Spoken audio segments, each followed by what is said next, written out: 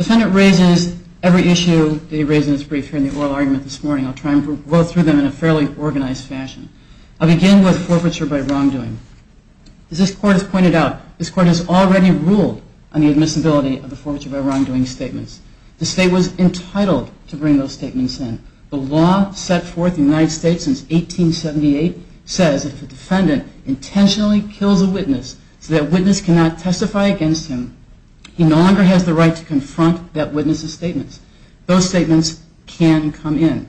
We had every right to present those statements. And when we look at those statements and we look at the evidence, that puts to rest any question of whether there's any doubt in this case about whether the defendant committed the murder of Kathleen Savio. We know that the divorce began in February 2002.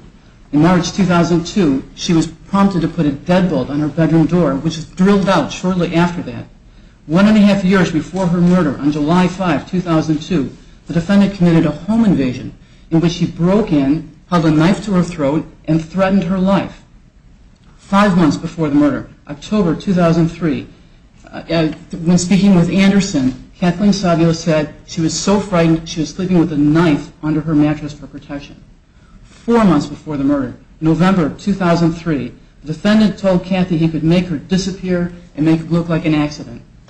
4 months before the murder, November 2003, another home invasion, another assault. He attacked her, he choked her, he left marks on her throat, and he said, "Why don't you just die?" 4 months before the murder, November 2003, a solicitation to commit murder. He says to Pachter, "If you can find somebody for $25,000 to kill my ex-wife, to take care of my ex-wife, I'll pay the $25,000. If you can find somebody for less, you can keep the change." 6 weeks before the murder, January 2004, he says, "You won't make it to the divorce settlement. You won't get my pension. You won't get the kids." 2 weeks before the murder, he says, in court, in front of his colleagues, he says, "My life would be easier if she were just dead." And 2 days before the murder, Kathleen begs her sister to take care of her boys. On the night that Kathleen died, the defendant left home after he had gone to bed with Stacy. He left home later without telling Stacy. He's trying to find Stacy. He cannot, or she cannot. He returns still in the middle of the night. She goes down. He's dressed all in dark clothes. He takes his clothes off, puts them in the washing machine, takes her clothes, or their clothes in a duffel bag, women's clothing. It was not Stacy's clothing. He takes that clothing, he puts it in the washing machine, he washes everything. He tells Stacy, "The police will want to interview you about where I have been tonight." And then he spends hours coaching her. And then she said, "I lied to the police."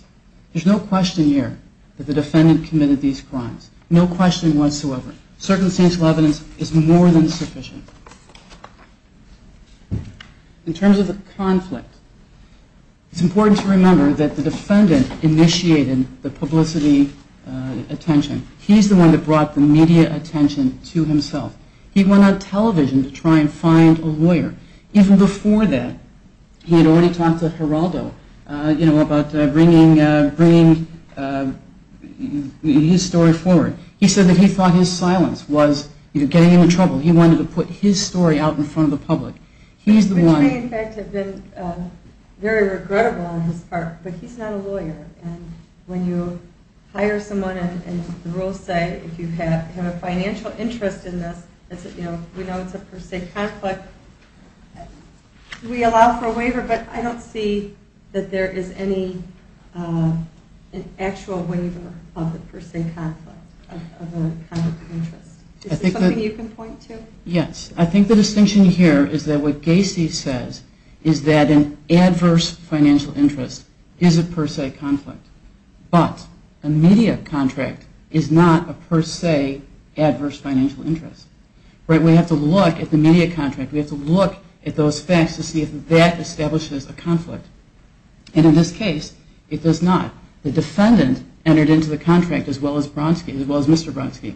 There was not, some story behind the story that the defendant didn't know about. The defendant knew all about that. As in United States versus Morera, where the defendant is part of the contract, he knows about the contract. He doesn't bring it to the court's attention. It's not a per se conflict. In fact, in Morera, they said it was no conflict at all. And in this case, the media attention had absolutely no impact on the trial.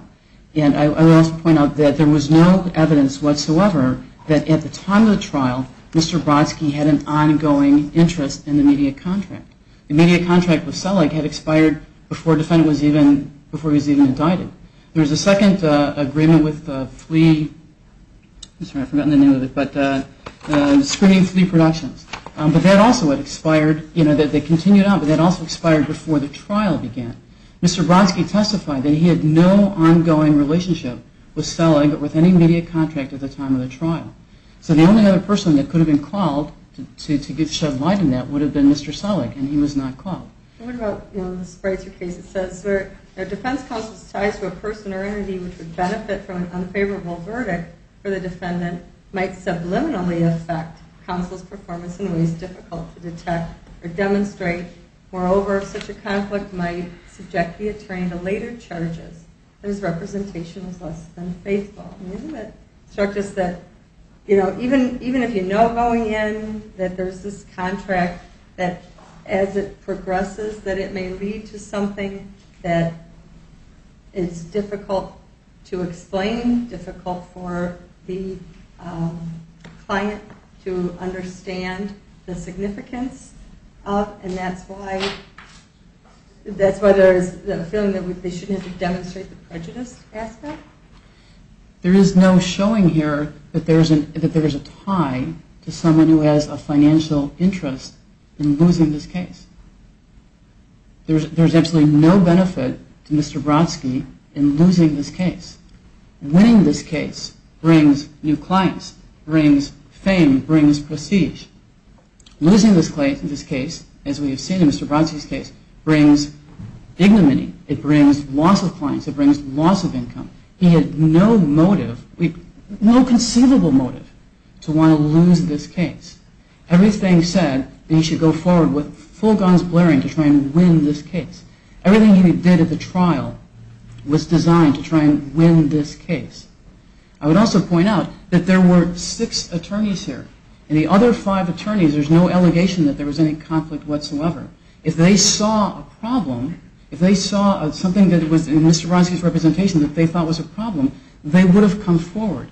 And we know that because at the record on page 10,305 to 10,308, Mr. Greenberg staged a quote-unquote mutiny. It was a decision that Mr. Brodsky was pursuing that Mr. Greenberg disagreed with. Mr. Greenberg came forward, stopped him in the questioning, had a conference. The court had even pointed out what was happening was it was during the defense case, they had recalled one of the state's witnesses, Sergeant Fellett, and they were talking about Stacy's interview with the defendant. Mr. Brodsky was going to go in and show, I think what he was trying to show was an inconsistency in that interview. And the judge even stopped and said, you realize that this might, going down this road, might influence my ruling on other privileges, the marital privilege. And Mr. Greenberg came forward and said, you're about to see a mutiny. When he disagreed with something that Mr. Brodsky wanted to do, he came forward. When they called Harry Smith, the state objected, the defense stood silent. No one said a word. No one objected. Those other 5 lawyers, if there had been something that they saw in Mr. Brodsky's representation that was conflicted, they would have come forward. They would have said something to protect their client, and they did not.